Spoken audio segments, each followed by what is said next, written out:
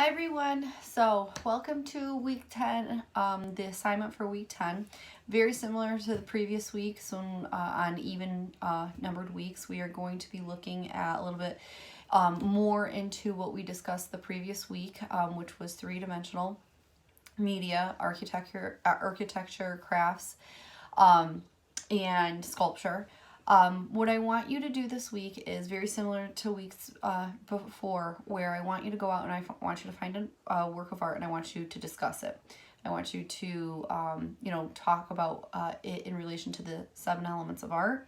And I want you to defend it, why it is art. I specifically this week want you to look for a craft. So the focus of this previous week, when we were looking at three-dimensional media, was to discuss, yes, looking into sculpture, yes, looking into architecture, but really an overarching theme this past week was looking at craft and looking at art versus craft and understanding that could it be both? Is it both? Does it matter if it's both? Is it up for interpretation? Is it up to the person that's looking at it?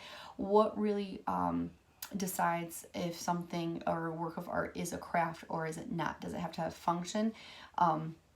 Is a chair a work of art, or because it's now mass produced, maybe the first version of a chair was a work of art, but then now as it's mass produced, it now no longer serves its purpose as a work of art, but now has a higher purpose to be able to hold a person at a desk for whatever the case may be.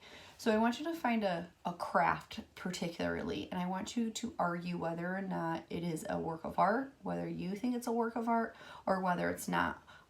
It could be something like looking at, for those of you that have kids, maybe your elementary art projects, are what they doing art projects or what they doing craft projects, and talk to me about the distinction between the two, what your perspective is.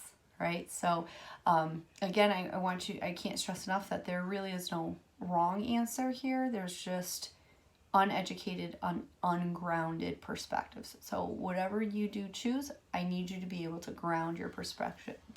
I need you to be able to ground your stance in the readings that we've done, your own research that you have compiled. All right, so I look forward to seeing what you guys come up with.